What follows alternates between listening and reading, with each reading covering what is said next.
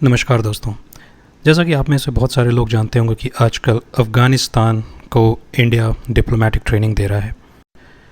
मार्च 14 से मार्च 17 तक इंडिया जो है अफ़गानिस्तान के कुछ डिप्लोमेट्स को डिप्लोमेटिक ट्रेनिंग देगा, जिसमें कि ये है कि किस तरीके से अफ़गानिस्तान गवर्नमेंट लोगों से बात करेगी या फिर अलग गवर्नमेंट्स को कैसे स्टेटमेंट्स देगी। तो ये सारी चीज़ें वो सीखने के लिए यहाँ पर आ रहे हैं। गौरतलब बात यह है कि ये कोई पहला मौका नहीं है जहाँ पर भारत अफ़गानिस्तान को किसी भी तरीके की ट्रेनिंग दे रहा है। इससे पहले भी मिलिट्री ट्रेनिंग भी दी है भारत ने अफ़गानिस्तान को, और अपने सबसे ज़्यादा स्टेब्लिश्ड मिलिट्री कैंप में which is IMA Indian military academy Dehradun. यहाँ पर सबसे ज़्यादा गौरतलब बात यह है कि अफ़गानिस्तान ने किसी और कंट्री को ना चूज़ करके इंडिया को चूज़ किया है अपनी ट्रेनिंग के लिए, डिप्लोमेटिक ट्रेनिंग के लिए। और ये एक बहुत बड़ी बात है। बड़ी बात इसलिए नहीं है कि ये इंडिया उसको ट्रेनिंग दे रहा है, बड़ी बात इसलिए हो जाती है क्योंकि अफ़गानिस्तान ने बाकी बहुत ही डेवलप्ड मुस्लिम कंट्रीज़ भी हैं और अलग कंट्रीज़ भी हैं, लेकिन उनके पास ना जाके वो इंडिया के पास आया। लेकिन इस पर और ज़्यादा बात या फिर और ज़्यादा इसमें डिटेल जानने के लिए सुनते हैं मेजर गौरव आर्य की ओपिनियन है उस पर। आइए। अफगानिस्तान की खबर है कि Taliban reaches out to India embassy to train Afghan diplomats in Kabul. अच्छा, ये भी ओ बाबा 4-day training program of Afghan foreign ministry officials in Kabul beginning Tuesday. अच्छा, भारत ने ये अच्छा करा। पहले वो तालिबान कह रहे थे कि हमें यार आर्मी से बोलो कि हमें ट्रेनिंग देना है, इंडियन आर्मी से। तो उसका तो पता नहीं क्या ही हुआ, क्योंकि अफगान कैडेट्स आते थे ट्रेन करने के लिए, लेकिन वो अफगान नेशनल आर्मी थी। तालिबान वाले कभी नहीं आए, अफगान नेशनल आर्मी। लेकिन मैं ये फोटो देखिएगा, ये इनका नाम है शेर मोहम्मद स्टैनिकज़ाई।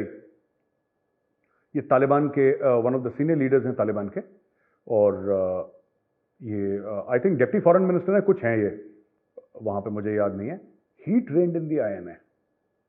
ये इंडियन मिलिट्री एकेडमी देहरादून से इनकी ट्रेनिंग हुई है, स्टैनिकज़ाई साहब जो हैं। तो ये बहुत पहले तो उस तरीके से, तो हाँ कुछ, क्योंकि ये जब ट्रेन करा था तो स्टैनिकज़ाई साहब जो थे, he was part of the Afghan national army. तो he came as an Afghan national army cadet, तो बाद में छोड़ छाड़ के ज्वाइन द तालिबान। लेकिन मैं आपको बता दूं कि जिस तरीके से इंडियन आर्मी ने अफगान कैडेट्स की ट्रेनिंग करी है, और IMA में और OTA में हर जगह इनकी ट्रेनिंग हुई थी, and great people, fantastic guys, Hardy soldiers, इनकी ट्रेनिंग करी। अब इंडिया कह रहा है कि हम आपके डिप्लोमेट्स की ट्रेनिंग करेंगे। अब तालिबान को ये सिखाएंगे किस तरीके से। इसमें ना बात ये नहीं कि इंडिया तालिबान को ट्रेन कर रहा है, बात यह है कि तालिबान ने भारत को चुना। ये अफगानों का है मामला, मैं आपको बताता हूं। अफगान जो है वो भूखा सो जाएगा, वो हाथ नहीं फैलाता, ठीक है। लाहौरी सिर्फ हाथ फैलाते हैं, लाहौरियों को काम करने में मौत आती है, ठीक है। तो बेसिक बात यह है कि उन्होंने पाकिस्तान को इग्नोर करा, and nobody takes Pakistan seriously any longer. तो यहां पे इंडियंस जो है वो डिप्लोमेसी सिखाएंगे।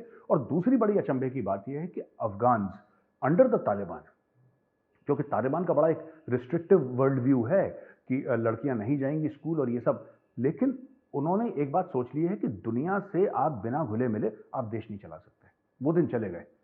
इकोनॉमी इतनी इंटरलिंक्ड है कि without interacting with the world you cannot, आप लास्ट नहीं कर सकते।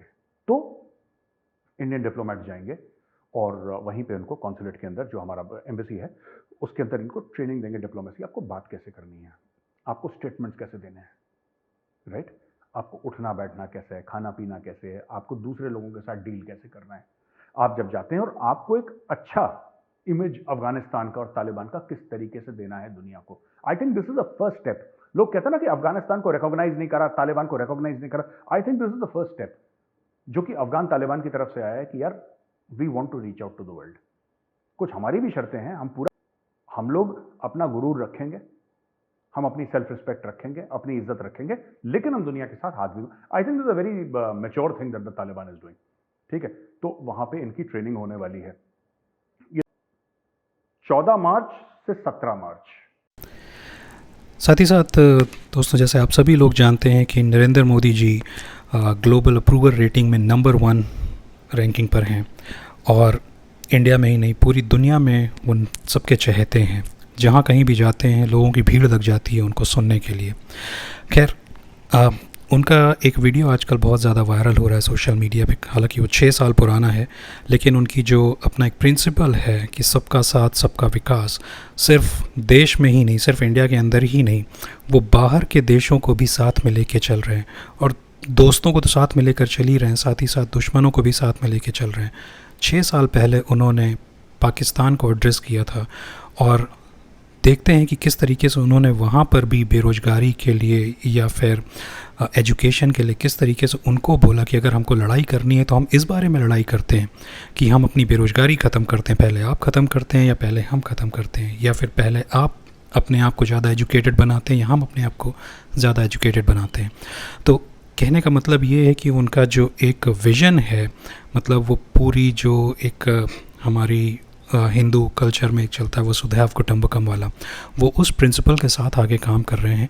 लेकिन बहुत ज़्यादा अच्छे से जानने के लिए इस वीडियो को देखते हैं। 2 मिनट का वीडियो है लेकिन बहुत ही ज़्यादा इन्फॉर्मेटिव है और दिखाता है कि क्यों नरेंद्र मोदी आज ग्लोबल अप्रूवल लिस्ट में नंबर 1 पर है।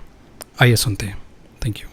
पाकिस्तान की आवाम से मैं कहना चाहता हूं, आपको गुमराह करने के लिए आपके हुक्मरान 1000 साल तक हिंदुस्तान से लड़ने की बातें करते हैं। आज दिल्ली में ऐसी सरकार बैठी है, मैं आपकी इस चुनौती को स्वीकार करने के लिए तैयार हूं। पाकिस्तान की आवाम, मैं आपको कहना चाहता हूं, हिंदुस्तान आपसे लड़ाई लड़ने को तैयार है। आओ आओ, हिम्मत हो, आओ हिम्मत हो तो लड़ाई उस बात की लड़े। आइए हम गरीबी को खत्म करने का काम करें, आप अपने देश में गरीबी को खत्म करने का काम करें, हम दोनों लड़ाई लड़े। देखते हैं सबसे पहले अपने देश की गरीबी कौन खत्म करता है। आओ, पाकिस्तान की आवाम इसको पसंद करेगी। पाकिस्तान के नौजवान, आओ लड़ाई लड़े। पहले हिंदुस्तान बेरोजगारी खत्म करता है कि पहले पाकिस्तान बेरोजगारी खत्म करता है।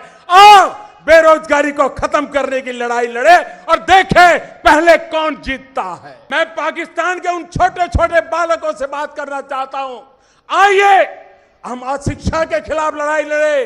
पाकिस्तान भी अशिक्षा को खत्म करने के लिए लड़ाई लड़े, हिंदुस्तान भी अशिक्षा को खत्म करने के लिए लड़ाई लड़े और देखें पहले हिंदुस्तान जीतता है कि पहले पाकिस्तान जीतता है। हिंदुस्तान में भी नवजात शिशु मरते हैं, प्रसूता माताएं मरती हैं।